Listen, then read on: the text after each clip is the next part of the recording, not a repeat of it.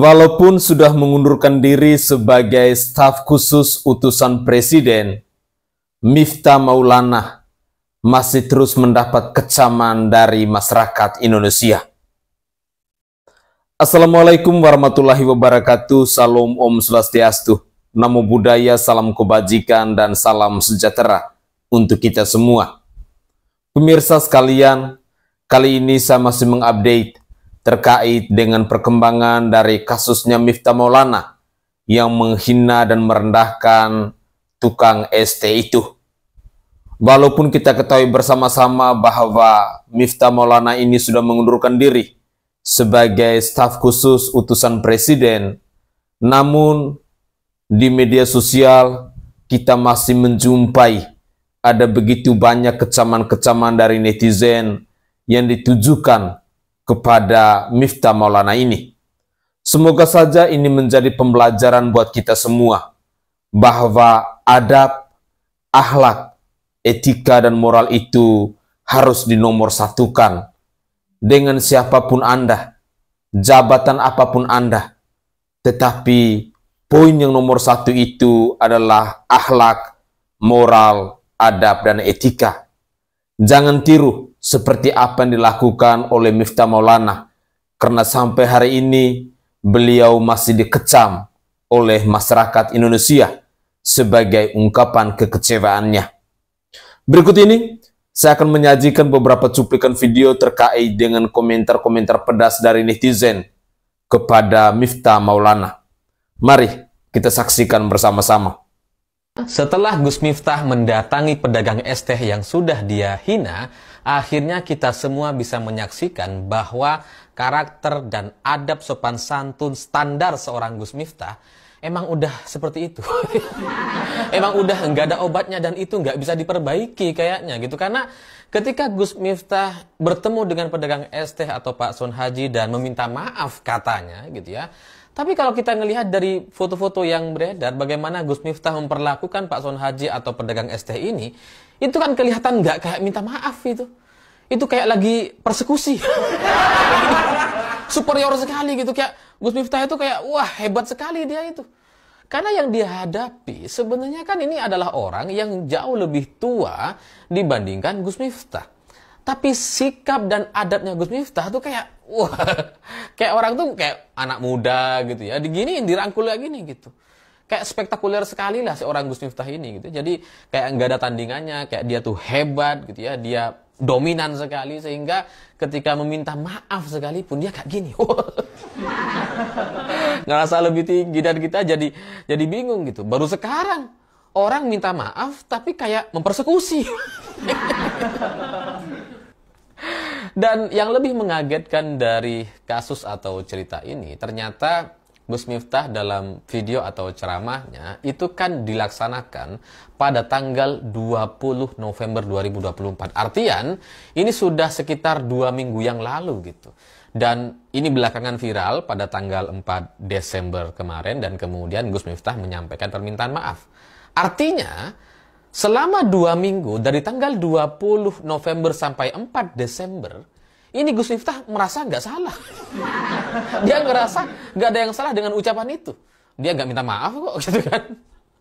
Di panggung, di video-video yang beredar, itu juga nggak ada permintaan maaf kepada pedagang es teh tersebut, gitu. Meskipun pedagang es tehnya sudah menunjukkan bahwa dia tidak suka dan wajahnya itu datar sekali. Tapi Gus Miftah nggak ngerasa bersalah. Dan setelah ini viral di mana-mana, itu juga Gus Miftah ternyata nggak ngerasa bersalah tuh, biasa aja gitu. Baru Gus Miftah menyampaikan klarifikasi dan permintaan maaf setelah ditelepon oleh Seskap Teddy. Baru setelah ditelepon sama Mayor Teddy bahwa ini perintah dari Presiden Prabowo, ini teguran dari Presiden, gitu ya. Barulah setelah itu Gus Miftah buru-buru klarifikasi dan buru-buru menemui pedagang es teh yang sudah dia hina. Andai nggak ada telepon dari Seskap Mayor Teddy, nggak ada ini klarifikasi, nggak ada ini pertemuan dengan pedagang es teh tadi, nggak ada. Karena bagi Gus Miftah, ya biasa aja, viral-viral itu kan sudah menjadi bagian dari dirinya. Gus Miftah viral dan penuh kontroversi, bukan sekali ini aja. Dan sebelum-sebelumnya nggak ada tuh minta maaf. Seperti misalkan kasus dia noyor-noyor istrinya, mana ada dia minta maaf, nggak ada. Gitu kan. Lo nggak salah, Loh itu cuma bercanda gitu kan. Tapi karena ditelepon sama Mayor Teddy dan ini perintah dari Presiden, akhirnya Gus Miftah ya nggak punya pilihan. Makanya kemudian jadi minta maaf. Jadi ya saya melihat gitu ya, nampaknya Gus Miftah ini kayak kesel-kesel juga kepada pedagang es teh tersebut gitu kan. Makanya diginiin tuh. Anda ini nggak ada telepon, mungkin nggak akan ada permintaan maaf atau menemui pedagang es teh yang jaraknya cukup jauh dari rumah Gus Miftah gitu. Karena ya memang isu ini kemudian tiba-tiba menjadi perhatian Partai Gerindra secara khusus gitu ya, dan ini juga mengejutkan. Saya tanya-tanya ke teman gitu ya, tumben nih gitu ya. Partai Gerindra tuh sangat agresif sekali dari kasus ini gitu, padahal ya kalau sebelumnya kan banyak tuh blunder-blunder yang dikatakan sama Pigai lah, sama siapa lah. Gerindra tuh biasa aja tuh gitu ya. Tapi sama Gus Miftah ngadepin pedagang es teh ini kok kayaknya agresif sekali nih. Nah ternyata menurut informasi yang saya dapatkan memang Gus Miftah ini tidak terlalu disukai, memang tidak tidak terlalu diterima di kelompok atau orang-orang pendukung Prabowo, terutama di lingkungan Partai Gerindra. Jadi ini kemudian tergambar dari admin IG Instagram Gerindra yang kemudian tiba-tiba memerintah agar Gus Miftah ini meminta maaf. Itu kan hebat sekali gitu. Admin IG partai memerintah Gus Miftah minta agar Gus Miftah minta maaf kepada pedagang es teh. Ini hebat ini. Admin loh ini. Bukan siapa-siapa. Ya kalau petugas pengurus partai wajar gitu kan. Ini admin loh. Jadi ya nampaknya situasi itulah yang kemudian membuat Gus Miftah jadi nggak punya pilihan dan buru-buru untuk menemui pedagang es teh yang sudah dihinanya tadi gitu. Dan ya nampak juga bagi Gus Miftah itu kepanikan atau ketakutan untuk kehilangan jabatan gitu, karena seruan-seruan untuk memecat Gus Miftah itu muncul dari orang-orang yang selama ini mendukung Presiden Prabowo, dan bahkan menurut beberapa informasi yang saya dapatkan ya di kelompok elitnya juga mereka mendukung agar Gus Miftah ini segera dicopot atau diganti atau dievaluasi, dipecat lah bahasa lainnya. STMU Jiokera masih Yokono didol goblok. STMU masih banyak kah? Masih, kata si pedagang. Ya sana kamu jual. Nah kenapa harus ada kata kalimat gobloknya gitu? Tapi inilah hebatnya Allah Subhanahu Wa Taala yang menggerakkan suasana keadaan, membolak-balikkan suasana keadaan. Gus Miftah yang awalnya terkenal sebagai bapaknya wong cilik ya, yang sayang sama pedagang kaki lima, pedagang asongan. Kalau beliau buat majelis, dagangan orang diborong semua, dibagi-bagikan ke jamaah. Tapi malam itu entah kenapa apa yang ada di pikiran Gus Miftah, beliau bergurau dan bercanda, tidak membeli, bahkan mengeluarkan kalimat yang kasar, goblok. Goblok itu gak enak didengar guys. Oke, ini sudah terjadi dan Gus Miftah sudah meminta maaf, bahkan sudah berniat untuk mencari bapak tadi, menemui beliau. Jadi nggak mungkin Gus Miftah itu sengaja untuk menghinakan, membuli bapak tadi. Cuman ini yang harus kita pelajari nih hikmahnya nih. Itu harus kita bahas nih. Kenapa sebagian orang tertawa mendengar Gus Miftah bilang goblok itu? Bahkan bukan hanya sekedar tertawa, bahkan ada yang mau guling ke belakang. Ada terbahak-bahak ketawanya. Jemaahnya semua ketawa juga. Yang tidak tertawa cuma si bapak dan seluruh netizen. Kenapa? Karena itu potongan video dan kita nggak connect dengan Gus Miftah waktu itu. Jamaah yang ada di panggung dan di bawah panggung itu ibarat orang nonton konser. Itu Gus Miftah sudah sambung hati dengan mereka, sehingga apapun guyonan, bercandaan yang keluar bagi mereka tetap terdengar indah di telinga mereka, sehingga bagi mereka tidak ada masalah kalimat goblok itu. Tapi si bapak nggak connect dengan Gus Miftah, ya, ibarat main gitar, gitarnya nggak stem ini. Ketika mereka digencreng sama Gus Miftah, terdengar nggak enak. Sehebat apapun pemain gitar, kalau dia gencreng gitar yang tidak stem, pasti akan terdengar fales, tidak enak. Nah, jadi inilah kenapa sebagian orang tertawa, sebagian orang marah.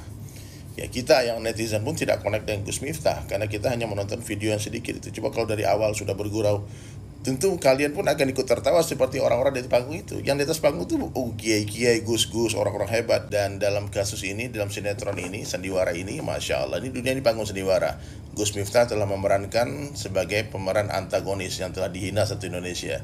Tapi alhamdulillah beliau sudah mengakui kesalahan dan minta maaf, introspeksi diri, dan Kita doakan Gus Miftah terus dijaga sama Allah, karena jabatannya sekarang berat, ya memikul amanah sebagai utusan presiden, harus hati-hati bicara. Dan si bapak luar biasanya lagi, asbab dibully Gus Miftah, sekarang tak lama lagi insya Allah dia akan jadi miliuner, orang kaya raya deh. Teman saya aja Pak Haji Andre langsung telepon kemarin WhatsApp, dibilang, Ustadz, ini saya 10 juta nih, 10 juta untuk bapak penjual es teh, tolong carikan, suruh dihubungi saya transfer sekarang juga. Dan kemudian juga Clara Sinta video call, dan bahkan banyak yang mau berangkatkan umroh. Masya Allah, Masya Allah. Nah, inilah kuasa Allah ya. Di dalam kesusahan, di dalamnya ada kemudahan. Di dalam kehinaan ada kemuliaan. Subhanallah, suka-suka Allah subhanahu wa ta'ala. Thank you Gus Miftah, terima kasih. Asbab Gus, rezekinya bapak penjual es teh Allah bukakan. Sangka baik terus, sangka baik terus, insya Allah hati jadi baik. Oke, sangka baik kepada Allah, sangka baik kepada Allah, insya Allah hidup kita baik, mati kita baik. Oke guys, itu adalah cuplikan video di season pertama. Dalam cuplikan video di season pertama ini, kita menyimak bersama-sama bagaimana dengan bahasa candaan yang dilontarkan oleh Alifur Rahman. Tetapi kalau kita simak secara baik-baik, sangat menyakitkan. Ya, siapa sangka kalau ternyata memang karakter yang dimiliki oleh seorang Miftah Maulana ini memang demikian. Dengan istrinya sendiri saja dia tidak menghargai, dia tidak menghormati, bahkan rambutnya sampai dijambak-jambak di atas panggung dan lain sebagainya. Dan cuplikan-cuplikan video yang lain pun berseliweran di media sosial saat ini, di mana ada seorang ibu yang dia katakan lonte. Terus terang, aib masa lalu dari seorang Miftah Maulana ini akhirnya terbongkar, akhirnya terkuak semuanya. Ya, tidak heran, walaupun saat ini dia sudah mengundurkan diri sebagai staf khusus utusan presiden dari Bapak Prabowo Subianto, tetapi tampaknya ungkapan kekecewaan dari netizen Indonesia yang menyaksikan bagaimana betapa kejamnya seorang Miftah Maulana yang menghina tukang ST itu dengan kata goblok, tentu sebagai seorang anak pastinya sangat merasa terpukul. Sebagai seorang ibu, sebagai seorang istri pastinya merasa terpukul ketika melihat ayahandanya diperlakukan demikian. Di sisi lain, kita melihat bahwa tukang ST ini dia sedang mencari penghasilan yang halal. Tetapi entah kenapa seorang Miftah Maulana yang adalah seorang gus, yang adalah seorang pendakwa, yang adalah seorang kiai, yang adalah seorang ulama, yang sesungguhnya harus menjadi panutan, yang sesungguhnya harus menjadi contoh, menjadi suri teladan kepada umatnya. Tetapi entah kenapa dia bisa blunder seperti itu. Sampai-sampai dia katakan penjual ST ini dengan kata goblok. Tetapi apa yang terjadi? Nasi sudah menjadi bubur. Hari ini kita ketahui bersama-sama bahwa Miftah Maulana sudah mengundurkan diri sebagai staf khusus utusan presiden dari Bapak Prabowo Subianto ini.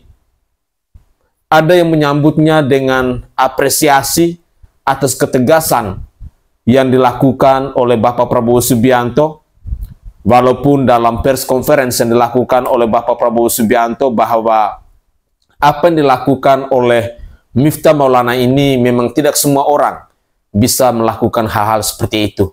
Di mana seorang Miftah Maulana pada akhirnya dia menyadarkan dirinya, dia tahu diri, salah dan mau bertanggung jawab, dan pada akhirnya Miftah Maulana memutuskan untuk mengundurkan diri sebagai staf khusus utusan presiden.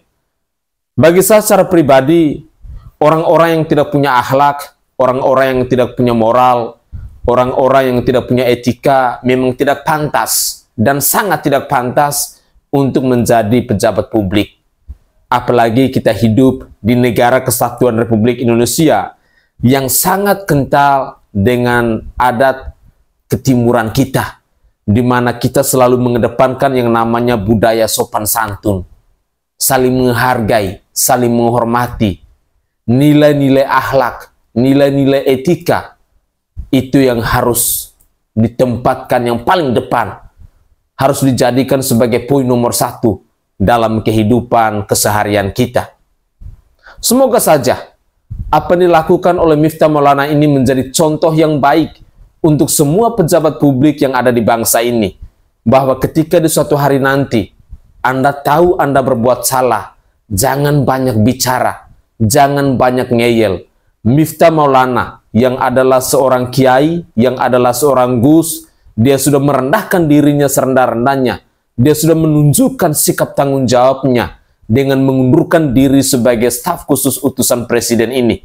Semoga saja besok lusa kalau ada pejabat-pejabat publik yang kelakuannya serupa, tinggal tidak usah banyak bacot, silakan mengundurkan diri, karena itu merupakan cara Anda untuk bertanggung jawab atas kesalahan Anda. Mari kita simak lagi komentar dari netizen yang lain. Sahabat yang berbahagia, pada kesempatan kali ini saya ingin mengoreksi beberapa sikap si Miftah ya. Ketika ada tukang kopi yang mengantar kopi buat dia, ketika dia ingin ceramah ya. Lalu tukang kopi itu pengen selaman sama dia. Setelah selaman dia bilang itu najis. Harus dicuci dengan tanah salah satunya. Itu kan najis berat. Najis seperti anjing. Dan itu juga merupakan penghinaan terhadap manusia. Padahal manusia itu telah dimuliakan oleh Allah. Allah Subhanahu wa taala berfirman, "Walaqad karramna bani Adam." Sungguh kami muliakan anak Adam. Bahkan kepada orang kafir pun kita boleh selamat. Walaupun Allah mengatakan innamal musyrikuna najas. Sesungguhnya orang musyrik itu najis. Najis itu akidahnya. Kita bersalaman dengan orang non-muslim, nggak apa-apa, nggak masalah. Selama dengan sesama jenis. Yang kedua, ketika bersama dengan Ibu Yati. Dia mengatakan Ibu Yati itu kalau dia jelek dia jadi sinden. Kalau dia cantik mungkin dia jadi, mohon maaf, jadi lonte katanya. Subhanallah. Ya. Menuduh orang beriman berzina itu dosa besar.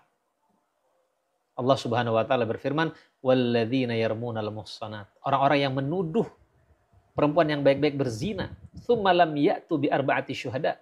Kemudian mereka tidak mendatangkan 4 saksi, fajliduhum tsamanina jaldah. Maka mereka dicambuk dengan 80 kali cambukan. Walaupun itu guyon, nggak pantas. Nggak pantas dilakukan oleh seorang penceramah.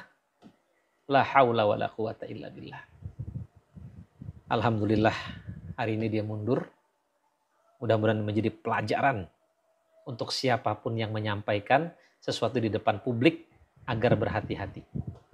Demikian, semoga bermanfaat. Gus Miftah mengundurkan diri dari utusan khusus Presiden Bapak Prabowo. Ini kan yang kalian semua mau?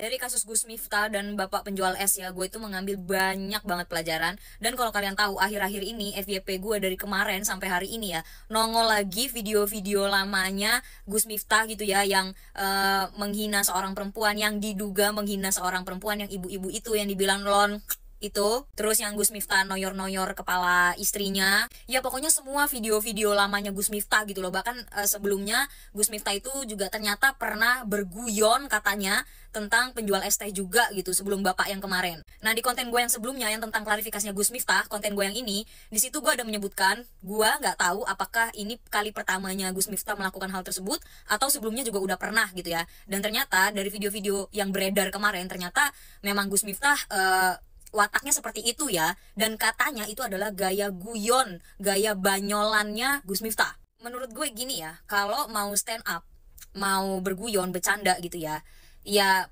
mbok belajar juga gitu tentang perasaan manusia gitu. Kalau kamu mau belajar tentang agama, belajar pula tentang manusianya, karena yang menganut agama itu siapa? Manusia.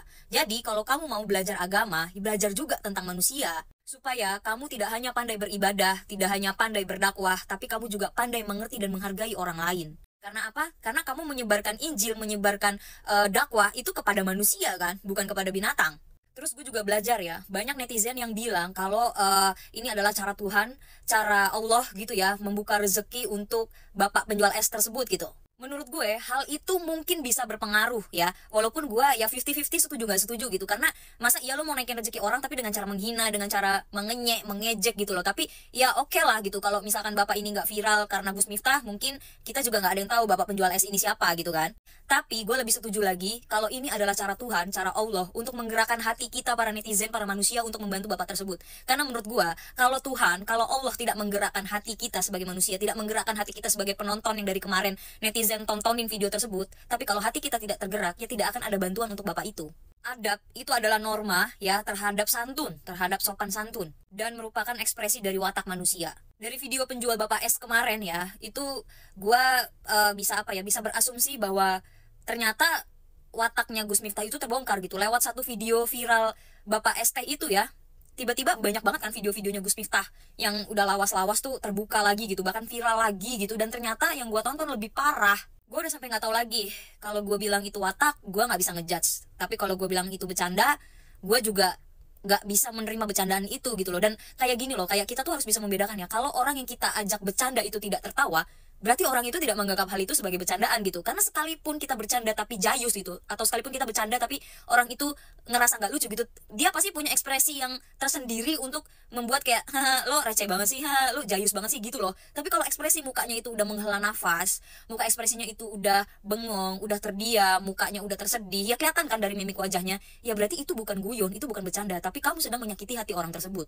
Dan sekarang Gus Miftahnya sudah mengundurkan diri ya guys ya. Ini bukan yang kalian mau. Menurut gue Gus Miftah cukup gentle ya untuk meminta maaf gitu ya. Sekalipun katanya berita yang gue baca itu acara tersebut tuh sebenarnya tanggal 20 November, tapi Gus Miftah baru minta maaf kemarin. Ya nggak apa-apa, better telat daripada tidak minta maaf sama sekali. Dan gue cukup bilang Gus Miftah itu gentle ya, karena beliau bilang kalau beliau itu mengundurkan diri gitu, berarti bukan dipecat. Karena menurut gue kalau dipecat mungkin akan lebih terdengar atau terasa tidak hormat gitu ya, atau dipecat tuh kayak kayak kita tuh di Indonesia ini kalau udah ngomong dipecat itu kayak, hah lo dipecat tuh kayak konotasinya tuh udah negatif gitu, artinya udah negatif gitu, padahal belum tentu juga. Semoga dengan adanya pelajaran ini ya, hal ini juga bisa menjadi pelajaran untuk Gus Miftah ke depannya, untuk gua pribadi dan untuk kita semua yang mendengar, membaca berita tentang beliau.